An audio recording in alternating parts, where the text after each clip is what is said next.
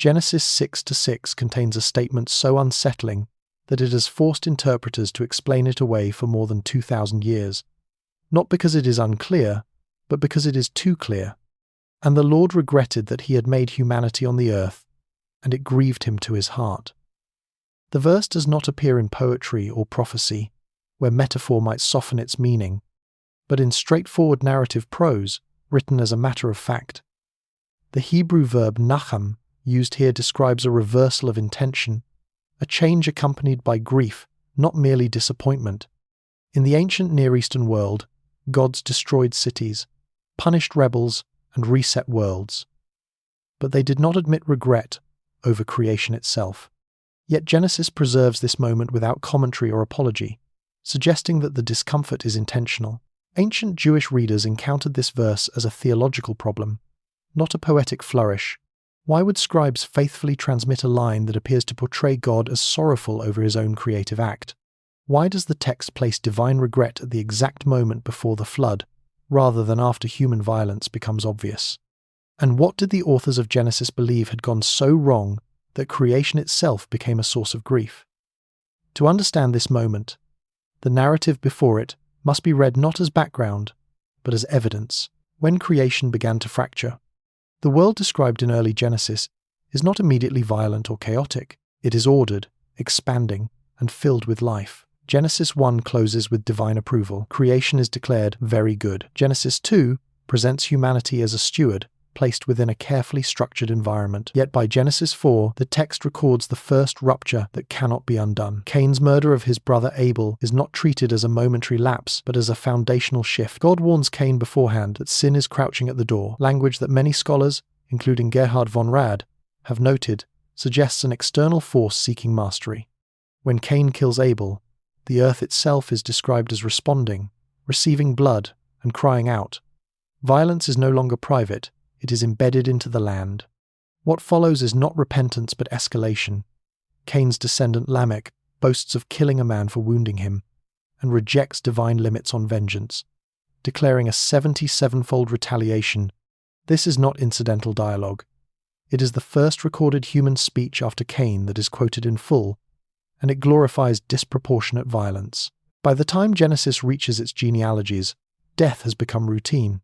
Each generation is listed with precision: birth, offspring, years lived, death, as if emphasizing the certainty of mortality introduced after Eden. Adam dies at 930 years, Seth at 912, Enosh at 905.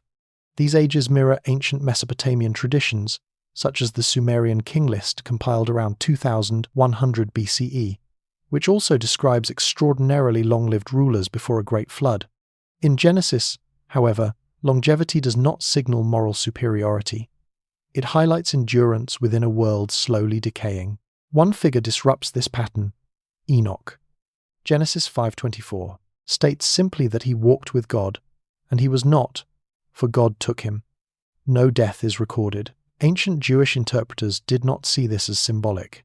Texts like 1 Enoch, written between the 3rd and 1st centuries BCE, portray Enoch as a witness removed from earth because the world itself was becoming uninhabitable for the righteous. In these traditions, Enoch learns that human corruption is no longer limited to moral failure, but has expanded into cosmic disorder. His removal is not only reward, but separation. Genesis 6 opens with a sudden and unsettling shift. Humanity is multiplying, but the narrative focus moves away from human choice to a breach between realms. The sons of God see that the daughters of men are beautiful and take them as wives. In later centuries, some interpreters would argue these were human rulers or aristocrats, but the earliest Jewish readings did not understand the phrase that way.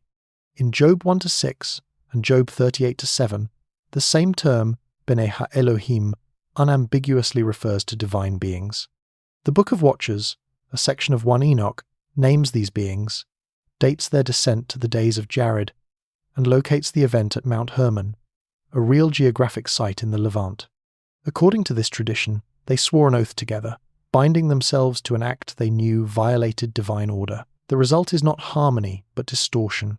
Their offspring are called the Nephilim, described in Genesis as mighty men, of old men of renown. Later, Israelite memory would recall these figures with fear rather than admiration. Numbers 13:33 describes them as giants who made ordinary humans feel insignificant and powerless. The implication is not merely physical size, but dominance beings who reshaped social structures through violence and power. Alongside them came knowledge humanity was not prepared to wield. Ancient texts accuse the Watchers of teaching metallurgy for weapons, enchantments, astrology, and methods of domination. Civilization advances, but morality collapses. Genesis summarizes the outcome in a single assessment. The Lord saw that the wickedness of man was great in the earth. The text does not describe isolated crimes, but internal orientation. Every intention of the thoughts of his heart was only evil continually. In Hebrew, the heart is the center of decision-making. This is not impulsive wrongdoing. It is sustained alignment toward destruction. By Genesis 6:11, the diagnosis expands. The entire earth is corrupt, filled with violence. The same word filled, used in the command to populate the earth, now describes bloodshed. Humanity has fulfilled its mandate in form, while reversing it in purpose. It is at this precise moment, not at the first murder, not at the descent of the Watchers, not at the rise of the Nephilim, that Genesis introduces divine regret. The timing matters. God observes the total outcome, not a single cause. The regret expressed is not surprise, but grief over what creation has become. The phrase, grieved to his heart, places the pain at the center of divine intention itself. Creation has not simply failed morally. It has wounded its own purpose. Ancient readers would have understood this as a crisis with no precedent. In Mesopotamian flood stories like the Epic of Atrahasis or the Epic of Gilgamesh, gods destroy humanity because humans are noisy, inconvenient, or disruptive. In Genesis, destruction follows sorrow. God does not complain about inconvenience. He mourns corruption. The flood that follows is not framed as revenge, but as reversal, a return to pre-creation waters, undoing what has gone wrong. This is why the verse was never removed.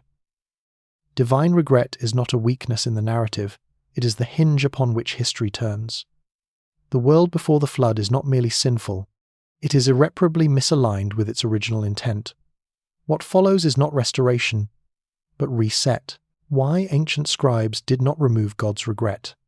By the time Genesis reached its written form, probably between the 10th and 6th centuries BCE, Israelite scribes were not naive storytellers.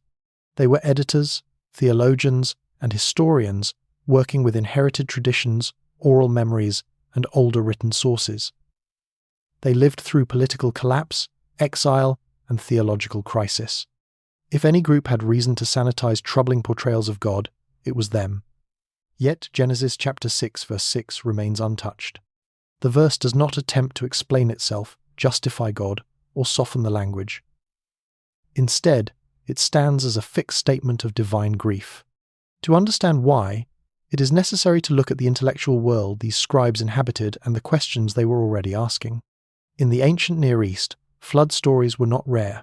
The Epic of Atrahasis, written around 1700 BCE, describes the gods creating humans to relieve themselves of labor.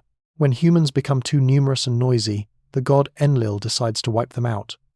There is no regret in this decision, only irritation. Similarly, in the Epic of Gilgamesh, compiled in its standard form around 1200 BCE, the flood is a divine overreaction, and afterward the gods themselves panic when they realize they have nearly starved due to the loss of human offerings. These stories portray gods who act impulsively and selfishly. Genesis deliberately rejects this portrayal. God does not regret because humans are loud or inconvenient.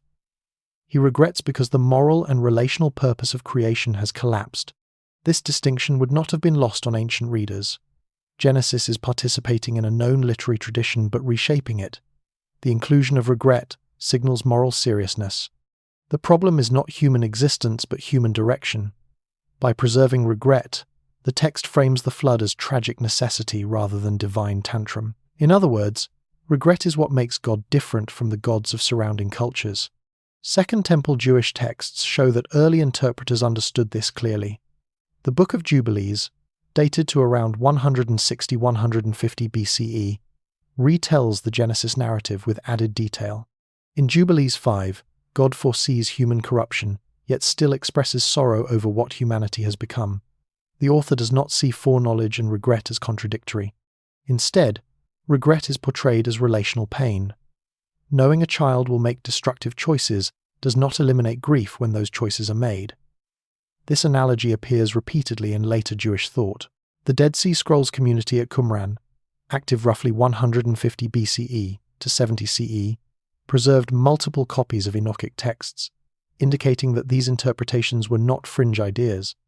For them, the corruption of humanity was inseparable from the corruption of the heavenly order.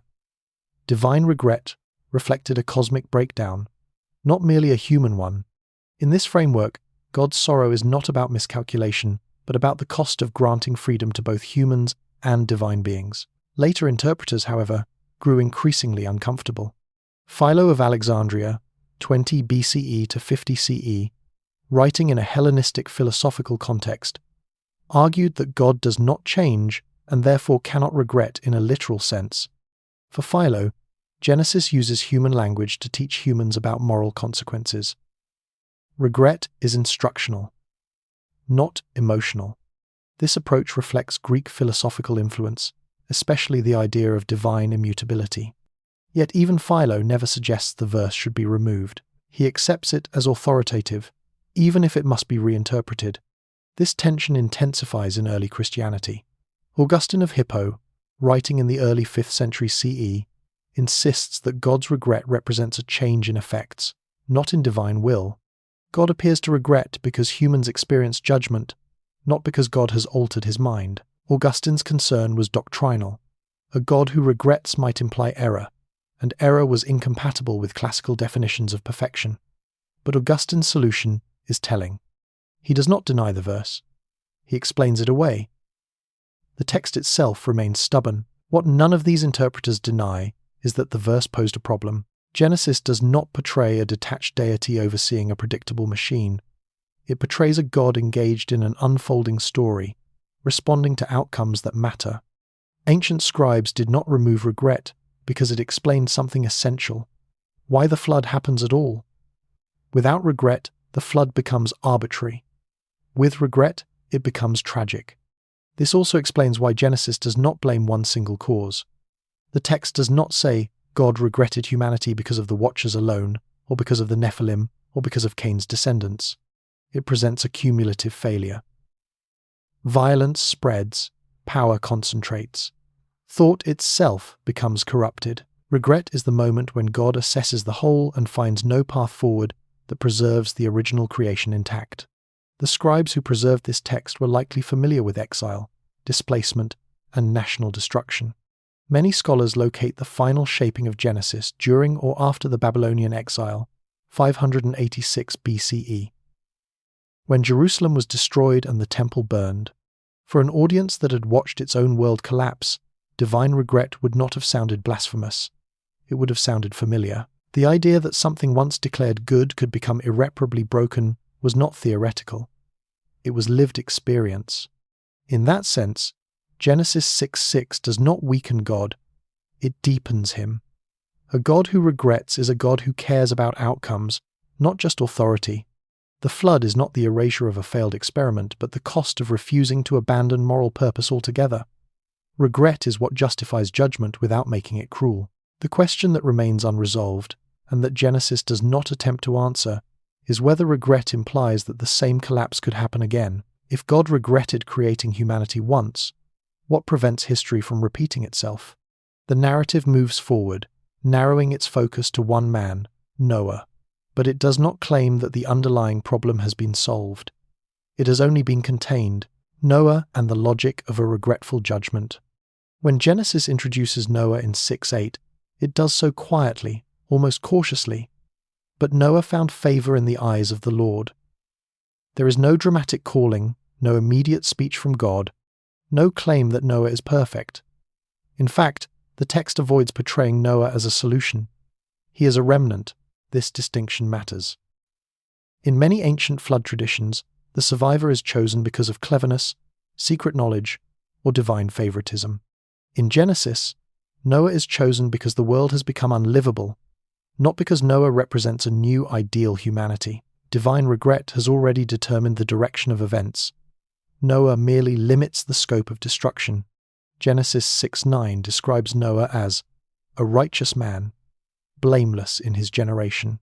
Ancient interpreters paid close attention to the final phrase. Some rabbinic traditions, recorded later in the Talmud, argue that Noah was only righteous by comparison, that he stood out because everyone else was worse. Others insist that righteousness in his generation highlights how difficult moral integrity had become. Either way, the description is restrained. Noah is not presented as another Adam.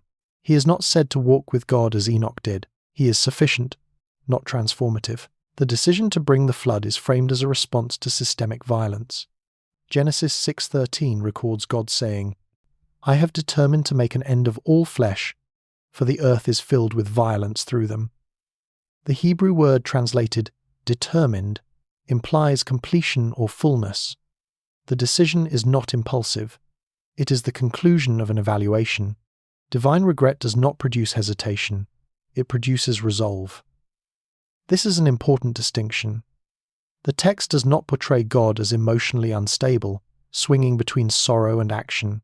Regret leads to judgment precisely because the original purpose of creation is taken seriously. The construction of the ark is described in precise, almost technical detail. Measurements, materials, compartments. Scholars have often noted how different this is from mythological storytelling. The dimensions 300 cubits long, 50 wide, 30 high are excessive for a single family, but appropriate for preservation, not escape. The ark is not a vessel of rescue alone. It is a mobile archive of creation. Every category of life is preserved, not because humanity deserves it, but because creation itself does. Ancient Jewish interpreters notice that God's regret is never extended to animals or the earth itself. Genesis 6:12 states that all flesh had corrupted their way, but responsibility remains centered on humanity. Later, prophetic literature would echo this theme, portraying the land suffering because of human violence. The flood reverses creation order, waters above and below reunite, but it does not erase God's commitment to the created world. Regret targets humanity's role within creation, not the act of creation itself. This is where Genesis diverges most sharply from Mesopotamian flood accounts. In the Epic of Gilgamesh, after the floodwaters recede, the gods gather like flies around Utnapishtim's sacrifice, realizing too late that they depended on humans for sustenance. One goddess even regrets the destruction because it inconvenienced the divine realm. In Genesis 8:21, God smells Noah's offering but responds differently. "I will never again curse the ground because of man, for the intention of man's heart is evil from his youth." This statement is crucial. Human nature has not changed. The problem that caused regret still exists. This admission reframes everything. The flood is not a cure. It is a containment. God acknowledges that evil is persistent, not situational. The regret of Genesis 6 is not undone by the flood. It is absorbed into a new strategy. Instead of attempting to restore Edenic perfection, God limits destruction. The covenant with Noah is unconditional. It does not depend on obedience or righteousness. It is a promise of restraint. Ancient readers would have noticed the shift immediately. Before the flood, God regrets creating humanity. After the flood, God accepts that humanity will remain flawed. Divine regret gives way to divine patience. This does not mean regret was mistaken. It means it led to a deeper understanding of what relationship with humanity would require. In this sense, regret functions as a turning point in God's engagement with the world. Noah himself does not emerge from the flood as a moral hero. Genesis 9 records his drunkenness and the shameful incident involving his sons. The first act of the post-flood world is not worship, but failure. This narrative choice is deliberate. It prevents readers from concluding that the flood reset human nature. It did not. It reset the conditions under which God would tolerate it. For later Jewish thinkers, this raised unsettling questions. If God knew that the flood would not fix the problem, why regret at all? Some Second Temple texts suggest that the regret was not about misjudging humanity, but about allowing the corruption to reach such an extreme before acting. Others propose that regret reflects the cost of granting freedom that cannot be revoked without destroying relationship itself. Genesis offers no explicit resolution. It records regret, judgment, survival, and limitation, then moves forward. What it does make clear is that regret does not mean abandonment. God does not withdraw from creation. He binds himself to it more tightly, accepting ongoing disappointment as the price of relationship. The flood, then, is not the end of regret.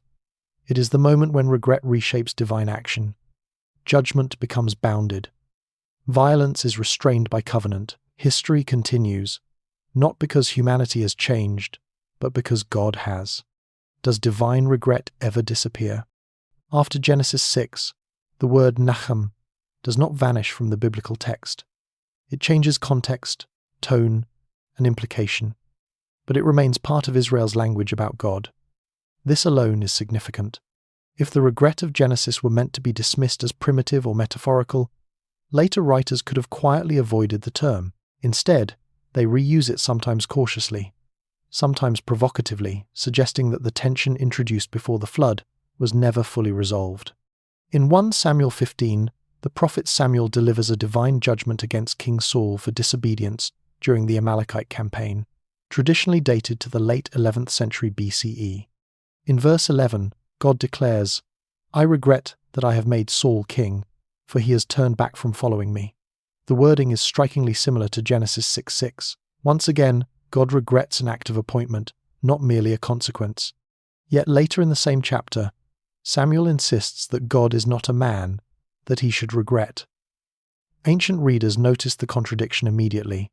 Rabbinic discussions preserved in later midrashim wrestle with this tension, often concluding that regret describes God's relational posture rather than divine instability. Still, the text allows both statements to stand side by side without harmonization. This pattern appears again in Jeremiah, a prophet active during the final decades before Jerusalem's destruction in 586 BCE. In Jeremiah 18-710, God explicitly states that he may relent or regret judgment depending on human response. Here, regret is conditional and dynamic. History is portrayed as open-ended, shaped by moral decisions. This view aligns closely with Genesis 6, where divine regret emerges from sustained human behavior rather than isolated failure. The consistency suggests that regret is not a relic of early theology, but a recurring feature of how Israel understood divine engagement. At the same time, other biblical voices push back. The Psalms often emphasize God's permanence and faithfulness. Isaiah, writing during and after the exile, stresses divine sovereignty over history. These texts do not deny regret outright, but balance it against assurances of long-term purpose. The result is not a single doctrine, but a layered portrayal.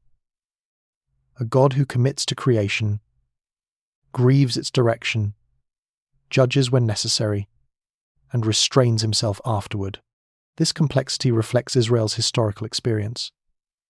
The destruction of Jerusalem and the Babylonian exile forced theologians to confront the possibility that divine promises could coexist with catastrophic failure. Lamentations, traditionally associated with Jeremiah, does not accuse God of error, but it does portray him as a participant in suffering. In that context, the regret of Genesis 6 would not seem scandalous. It would seem honest. Later, Jewish thinkers continued to wrestle with the idea. Rashi, 11th century CE, one of the most influential medieval commentators, argued that divine regret describes a change in action rather than intention. God's purpose remains constant, but his methods adjust. Nachmanides, 13th century CE, allowed more emotional depth, suggesting that regret reflects God's sorrow over human choices without implying ignorance or mistake. Both approaches preserve the tension rather than eliminating it. What emerges across these texts is a pattern. Divine regret appears at moments of relational breakdown, when kings fail, when nations collapse, when violence overwhelms justice. It is not associated with minor infractions, but with systemic failure. Genesis 6 sets the template. Regret marks the point at which patience reaches its limit, not because God has lost control, but because control alone cannot produce moral alignment. Crucially, regret never leads to abandonment. Even in Jeremiah, where judgment is severe, restoration remains possible. The rainbow covenant after the flood functions the same way. It is a visible reminder that regret will not again escalate into total erasure. History will continue, even if imperfectly. By preserving these texts, biblical authors present a God who is neither detached nor impulsive. Regret becomes a way of describing divine responsiveness within history. It allows for genuine relationship, real consequence, and moral seriousness. Without regret, judgment would appear arbitrary.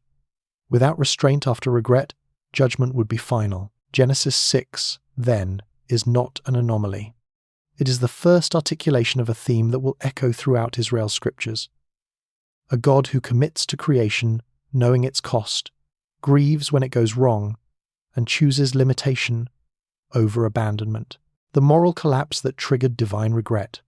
Long before the flood reshaped the world, the narrative of Genesis traces the subtle but relentless erosion of human morality, a process so profound that it provoked divine grief. The text does not blame a single act or individual, but a generational unraveling that transformed creation from its original, very good state into something unrecognizable. The story begins with Cain, the firstborn of Adam and Eve, whose act of fratricide is recorded around the earliest conceivable period of biblical memory, traditionally placed by some Jewish chronologies around c. 4000 BCE. Cain's murder of Abel, set in the familiar fields of Nod, east of Eden, is not simply an interpersonal crime, it symbolizes the intrusion of violence into the foundational human experience. God's warning to Cain, "Sin is crouching at the door, it desires to have you," introduces the concept that moral failure is not external alone, but intertwined with human choice, a force seeking dominion over intention. Ancient Jewish interpreters, such as those later cited in Midrash Genesis Rabbah, compiled 300 to 500 CE, saw this moment as a precedent. The corruption of the heart emerges early and grows unchecked unless restrained. The narrative escalates quickly. Cain fathers Enoch, not to be confused with the Enoch taken by God, and his line produces Lamech, who boasts in Genesis 4:23-24 of killing a man for wounding him and declares a 77-fold vengeance. This boast is more than hyperbole. Scholars such as Gerhard von Rad, 20th century, note that Lamech's speech exemplifies the entrenchment of violence into social identity. By placing this statement in the text, the scribes highlight a generational acceleration of wrongdoing. What begins as isolated murder evolves into a culture that celebrates vengeance. Violence is no longer episodic. It is encoded in familial memory, transmitted as inheritance. As humanity multiplies across the earth, Genesis 5 catalogues the long lives of Adam's descendants. Seth at 912 years, Enosh at 905, Methuselah at 969. These extraordinary ages, mirrored in Mesopotamian traditions such as the Sumerian king list, 2100 BCE, are not merely fantastical, they underscore a moral dimension. Longevity allows wickedness to fester, making corruption cumulative rather than episodic. In particular, Methuselah's lifespan ends the year traditionally associated with the flood in some Jewish chronologies, emphasizing a symbolic link between prolonged human agency and inevitable divine response. Enoch stands as a counterpoint, walking with God and being taken from the earth, highlighting that moral alignment is possible but exceptional. The moral collapse intensifies in Genesis 6, where the text shifts abruptly. The Lord saw that the wickedness of man was great in the earth, and that every intention of the thoughts of his heart was only evil continually. The Hebrew word, kol, every intention signifies totality. The failure is systemic, not isolated. Ancient interpreters, including the authors of 1 Enoch, read this as evidence that human failure had cosmic ramifications. It was not only the behavior of individuals, but the structuring of society, the distortion of power, and the abuse of knowledge that corrupted the moral fabric. In the same texts, the descent of the sons of God to take human wives and produce the Nephilim represents a supernatural amplification of human failure, though Genesis itself focuses on the human heart as the seat of corruption. Historical context illuminates the scribe's choice to preserve this narrative. By the time of the Babylonian exile, Israel had experienced political collapse, mass deportation, and destruction of the temple. The vivid depiction of moral collapse in Genesis 6 would have resonated deeply with exiled audiences. It was not a remote myth, but a reflection of lived experience. Populations had grown violent, leaders had failed, and catastrophic consequences had unfolded.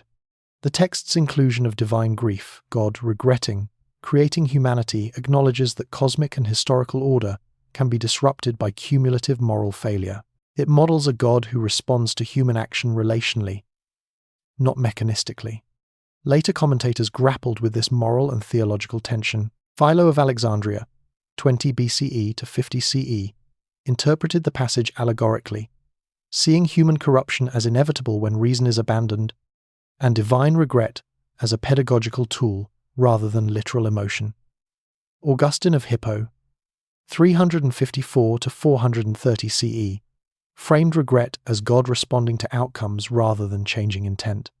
Rashi, 1040 to 1105 CE, and Nachmanides 1194 to 1270 CE, debated whether regret indicated relational sorrow or change in divine method. Across centuries, interpreters preserved the story without omission, emphasizing that the narrative's power lies precisely in its unflinching portrayal of moral collapse and its consequences. What emerges from this chapter of history is stark. Divine regret is intimately tied to human failure. The moral collapse of Genesis 4 to 6 is not simply a literary backdrop for the flood. It is the central event that provokes God's grief. Each act of violence, each generational exaggeration of wrongdoing, each cumulative failure of intention contributes to a tipping point that makes divine action unavoidable. By chronicling these events with precision, naming individuals, recording genealogies, and situating them within broader cultural memory, the text transforms abstract moral principles into tangible history, showing viewers that the weight of human choice has always been recorded and that it matters enough to grieve the Creator himself.